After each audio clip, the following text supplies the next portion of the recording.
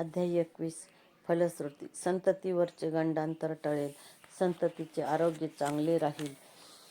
अध्याय 21 श्री गुरुचरित्र. मराठी अनुवाद. मृत विप्र पुत्र पुन्हा जिवंत झाला. श्री गणेशाय नमः.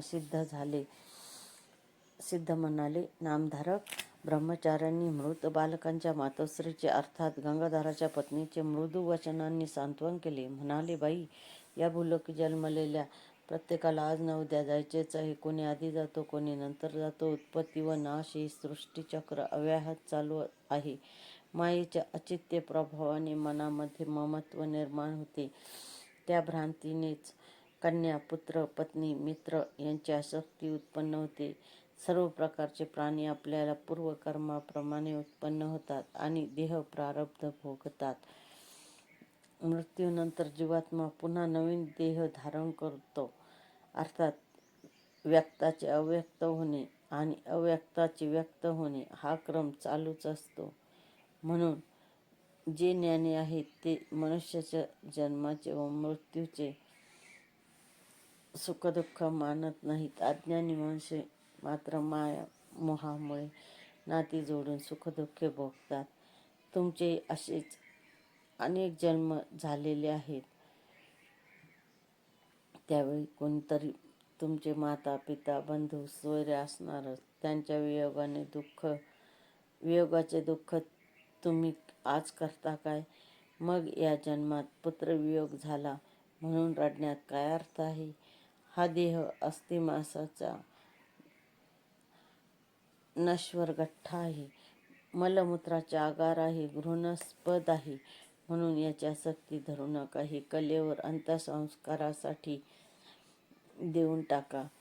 ब्राह्मणी म्हणाल्या, महाराज, तुमचे म्हणणे मला पटते, पण ते स्वीकारण्याचे धैर्य माझ्यात नाही. नृसिंह सरस्वती स्वामी महाराज म्हणजे दत्तात्रयाचे अवतार. यापूर्वी तुम्ही 5 पुत्र गमावल्याचं दुःख मी भोगले आहे.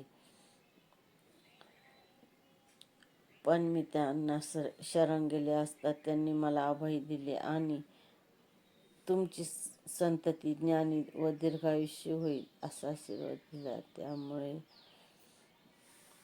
मी निश्चिंत झाले. पण आज माझा पुत्र गेल्यामुळे माझ्या विश्वासाला तडा गेला आहे. आज मी प्राणार्पणच करणार. त्यांचा निश्चय अटळ होता. म्हणून त्यांची मनोवस्था जाणून ब्रह्मचारी म्हणाले, श्रीगुरूंच्या आशीर्वादानुसार तुमचा पुत्र पूर्णायुषी झाला नाही याचे दुःख वाटणे स्वाभाविक आहे. तो विश्वास ढळू देऊ नका.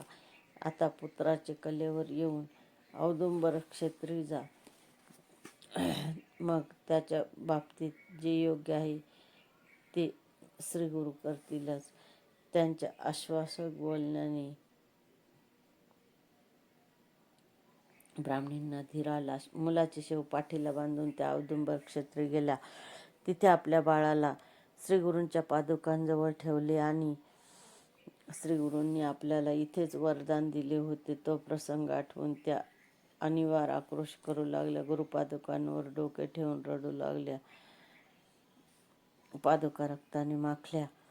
त्या समयी त्यांचे पती व आप्तजनही बरोबर आले होते. त्यांनी त्यांची वारंवार समजूत काढली होती आणि अंत्यसंस्कारासाठी प्रेताची मागणी केली, पण त्या ऐकेनात. रात्र झाली.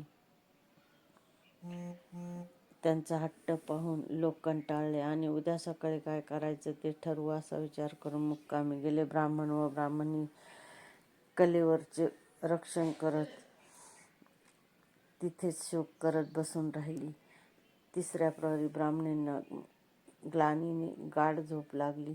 तेव्हा त्यांना एक स्वप्न पडले. त्यात जटा, भस्म, रुद्राक्ष धारण केलेल्या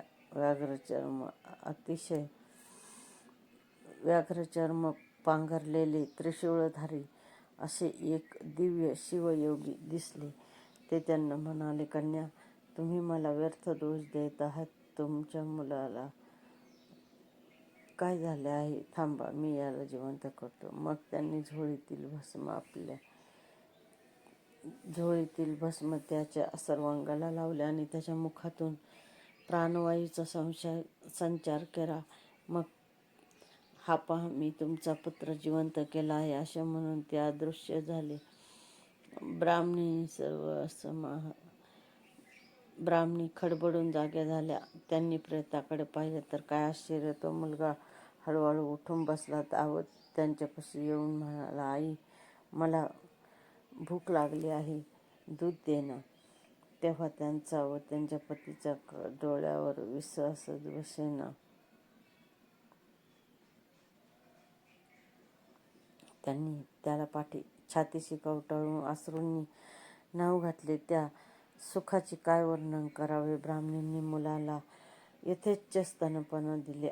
त्या समयी श्रीगुरूंबद्दलच्या कृतज्ञ भावाने त्यांचे अंतःकरण भरून आले. त्या दोघांनी औदुंबराला प्रदक्षिणा घातली, श्रीगुरूंची अपार स्तुती केली.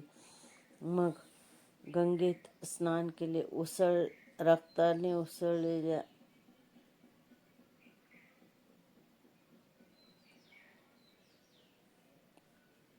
रक्ताळलेल्या पादुका स्वच्छ धुतल्या, त्यांची पूजा केली, दीप लावला. औदुंबराला पाणी घालून ती उभयता भावभक्तीने गुरुभजन करू लागली. सकाळी त्यांची आप्तमंडळी प्रेत अंत्यसंस्कार करण्यासाठी तिथे आली. तेव्हा गंगाधराचा पुत्र जिवंत झालेला पाहून त्या सर्वांना आश्चर्य वाटले. त्यांनी श्रीगुरूंचा उत्स्फूर्त जय जयकार केला. सिद्ध म्हणाले, नामधारक असा आहे औदुंबर गुरुस्थानाचा महिमा. इथे श्रीगुरूंच्या प्रीत्यर्थ औदुंबराला पाणी घालणे, प्रदक्षिणा घालणे, गुरुपादुका पूजन, ग्रंथ वाचन, ब्राह्मण संतर्पण, होम हवन, दान धर्म, जप केल्याने त्यांची प्रसन्नता लाभून भाविकांचे मनोरथ पूर्ण होतात. औदुंबर हे त्रिभुवन कीर्तीचे गुरुपीठ आहे. या अत्यंत पवित्र स्थानी उपासना केल्याने भाविकांचे कल्याण होते. अध्याय